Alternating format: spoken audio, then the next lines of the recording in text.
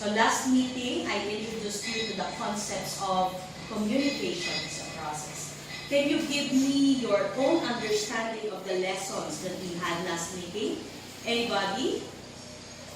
Yes, Jerry? Communication is it's the process of talking and asking someone else. It's either verbal or non-verbal. Okay, very good, Jerry. So Jerry said when we say communication, it involves talking.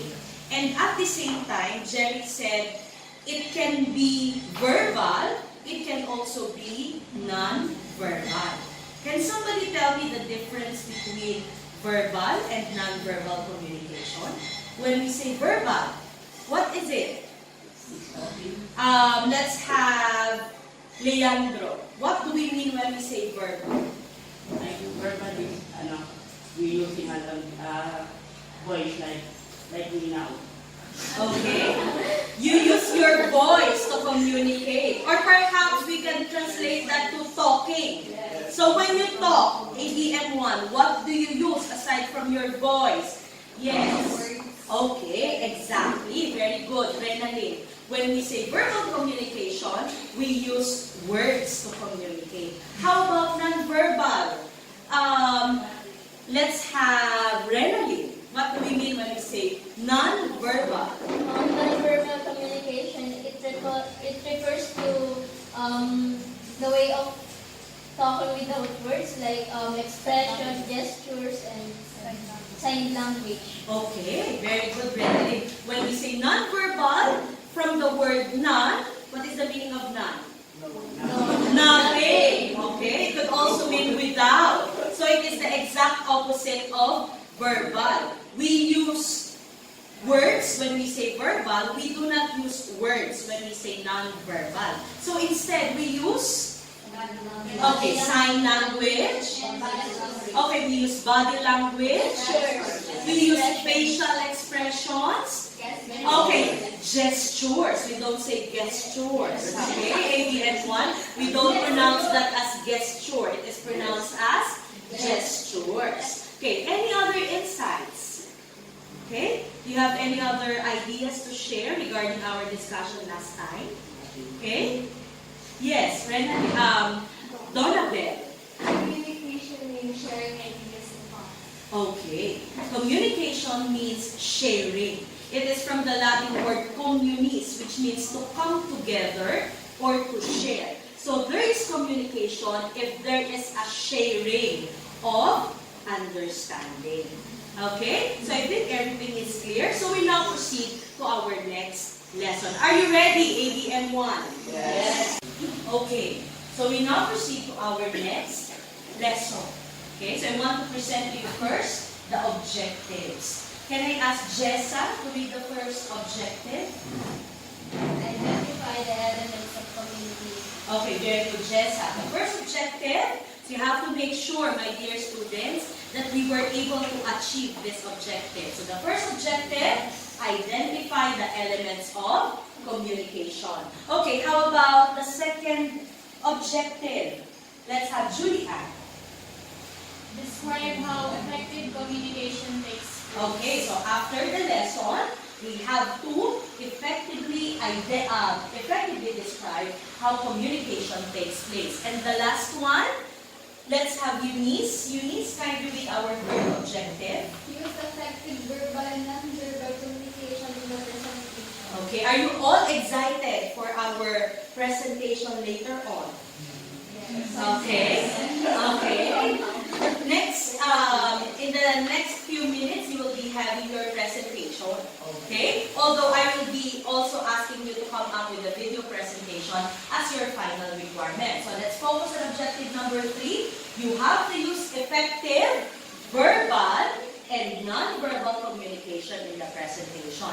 And a while ago, you already discussed the difference between verbal and non-verbal. Okay? So are you ready with our activity? Yes. Are you ready with our activity? Yes. Jessa, are you ready? Okay, the title of our activity is Let's Celebrate. Okay? Let's celebrate. What do you celebrate, Leandro? Birthday. Okay, you usually celebrate parties. Okay, birthdays. What else? Oh, we celebrate, okay, Independence Day. Yes. Quiz Day. Oh, we also celebrate. Again, Feast Day. Okay. Here in Tayabas, our town is called to be City of Festivals. So everyone is familiar with the different celebrations that we celebrate in Tayabas. What are the examples of celebrations that we have in our city? Okay, we have Mayuhan. Okay, Leandro said Mayuhan. What else? Yes. We have San Isidro. What else? Okay, let's have Jerry. What else? Okay, 13 de Agosto. Okay, is considered to be our Independence Day. So what are we going to do today? I will be grouping you into 5 groups, and you are going to show later on through our role-playing activity the different communication in or the different festivities in Tayabas. Okay? So you will be using different modes of communication. Okay, we have discussed last time interpersonal, group communication, public and mass communication. Let's say for interpersonal communication, you can have a telephone conversation. Okay? You can also come up with group communication. We can have group of friends talking about a festival in Tayabas. Okay? So I am giving you the freedom to showcase your skills, your talents, to show us how you effectively use verbal and non-verbal communication in highlighting the different festivals that we are celebrating in our city. Okay, are you ready? Yes. Okay, so you may not... The actor, then your reporter. Cameraman? Yes. For camera person. Okay. So will you just The bar. stay beside us? Yeah. While we're talking, yeah. I mean, what festival we will cover? Mayuhan? Okay, Make sure... We're turning Okay, you have to make sure that everyone gets a good flow, that everyone speaks during the conversation. Okay? So we interview him. Do you have any questions? How about her? She is the interpreter. She needs to speak. She needs to speak also. When you say non-verbal, you can actually incorporate that in your... are you going to broadcast the news? Okay, your facial expression, for example. Okay? That's already non-verbal. Okay? Make sure that everyone speaks. Well, I am from Manila, and I heard from my friends here. The first group to present their outputs. Okay? So let me call on the first group. We have Eunice, Julian, Renaline, and Donabel. Okay? Everybody, please pay attention. So you can give your comments later on.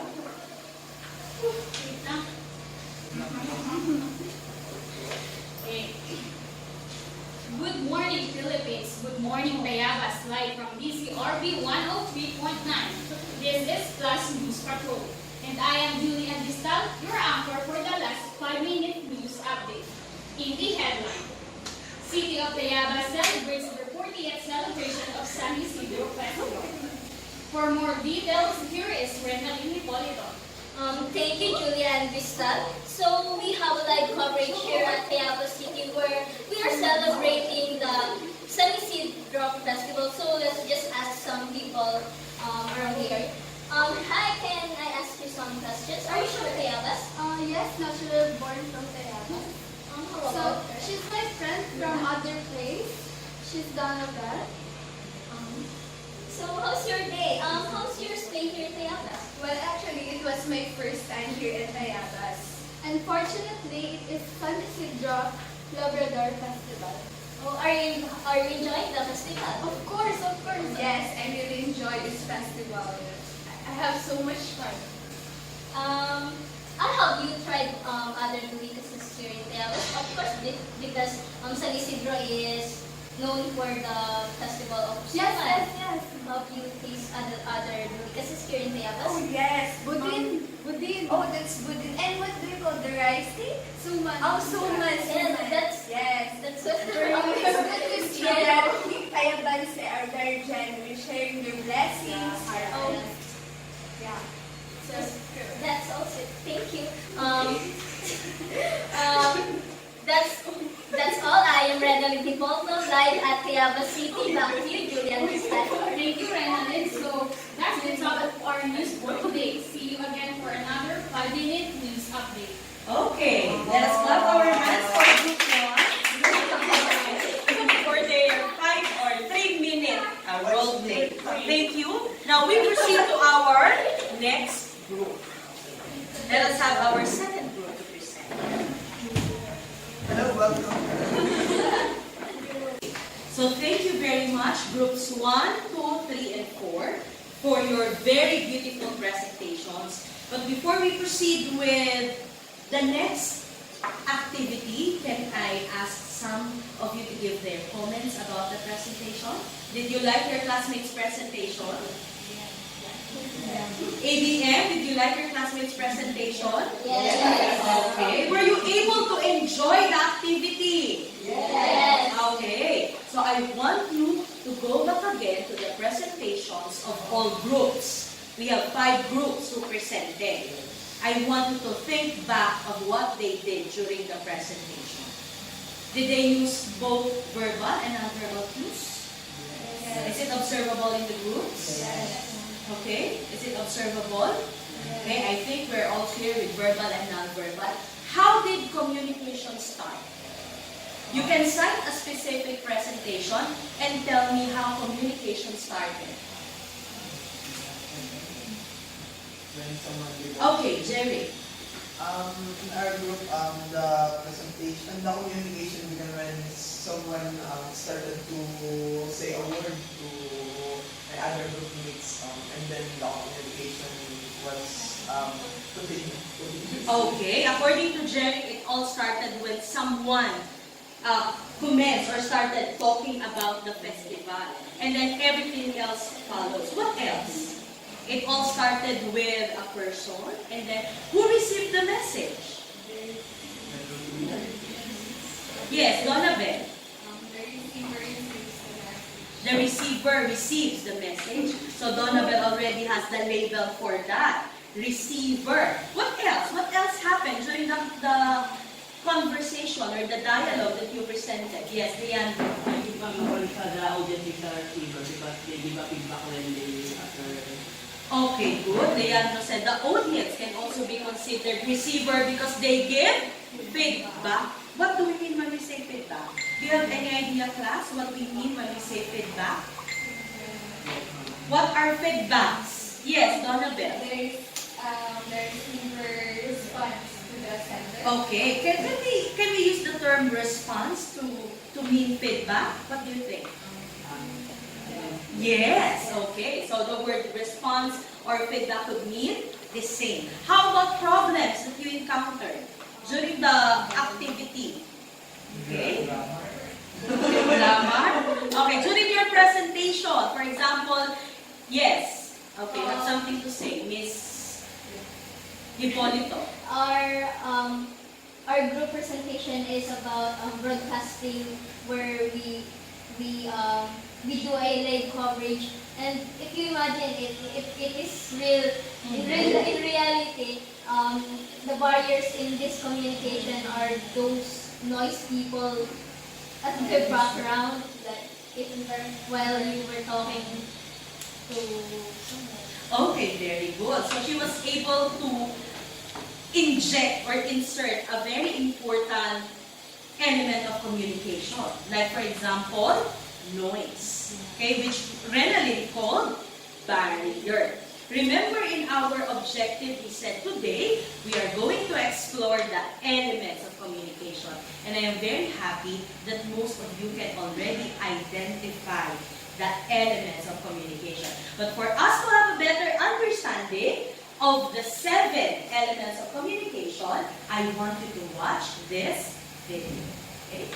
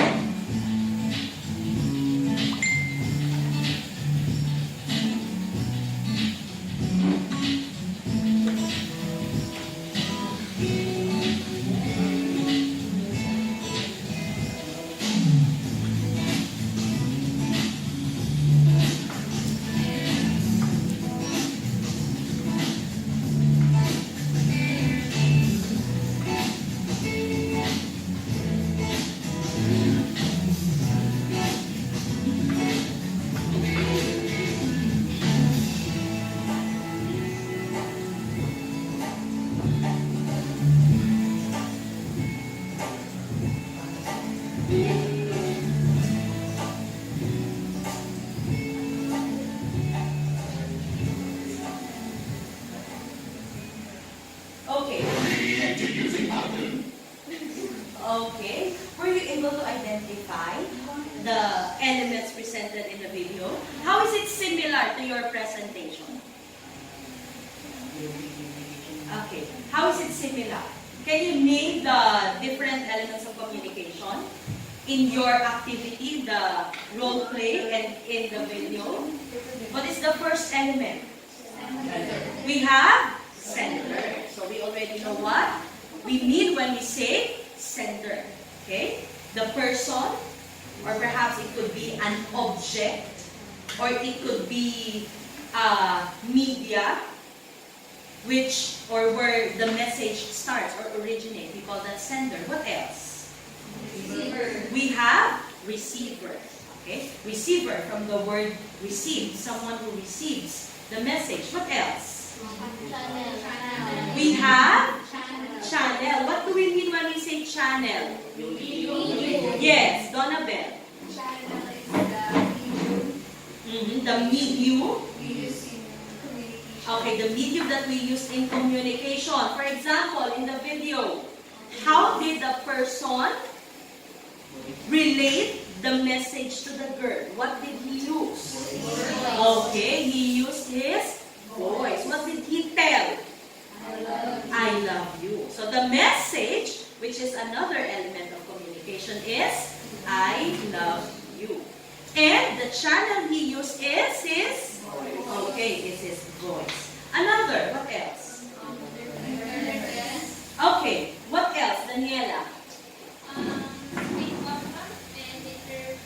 Okay, interference and feedback. Okay, let us have interference first. What is the interference in the video?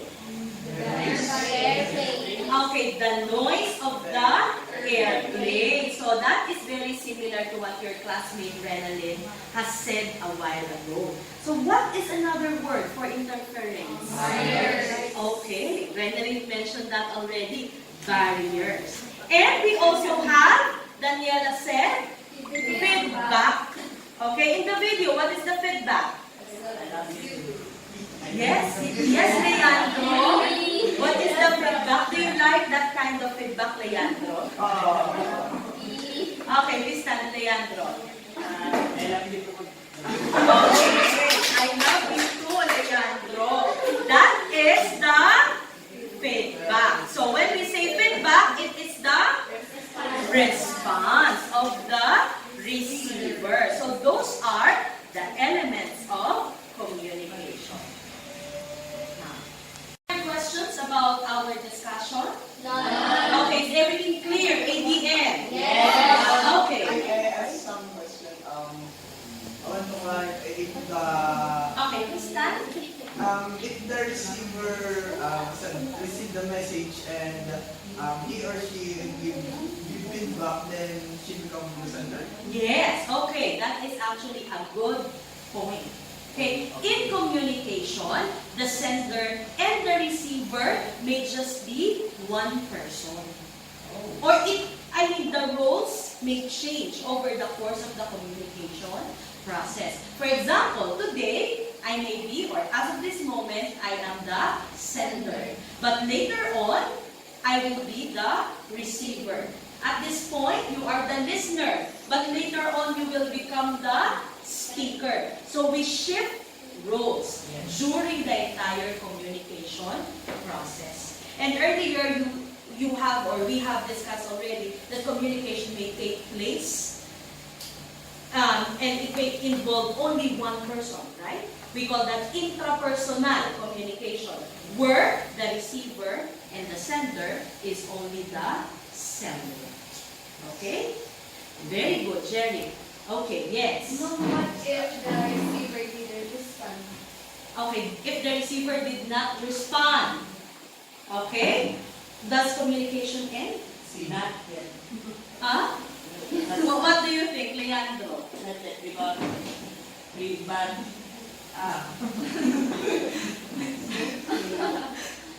The receiver not respond, but always we send a message.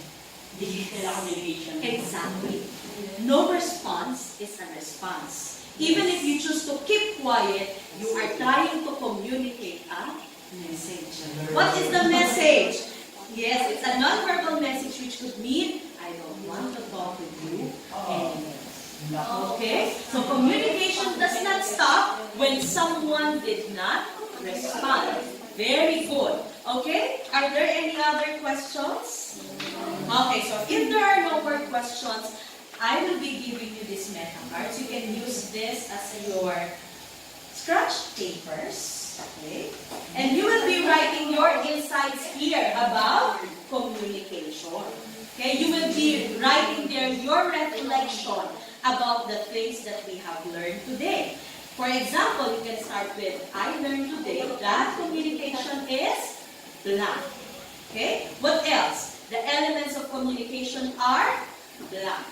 Effective communication takes place when? You can just put whatever you have on your mind on your meta cards. And later on, you will be called to read in front of the class your responses. And this is how you will be graded. Listen, ABM. For the content, you will receive maximum of 20 points. For the organization of ideas, you can write this on your notebooks. 10 points. And for your delivery should involve the effective use of verbal and non-verbal cues, or visual, or even audible cues. That will be 20 points for a total of 50 points. Okay, so you can start writing your reflections now. Ready and prepared for their short speeches? Okay.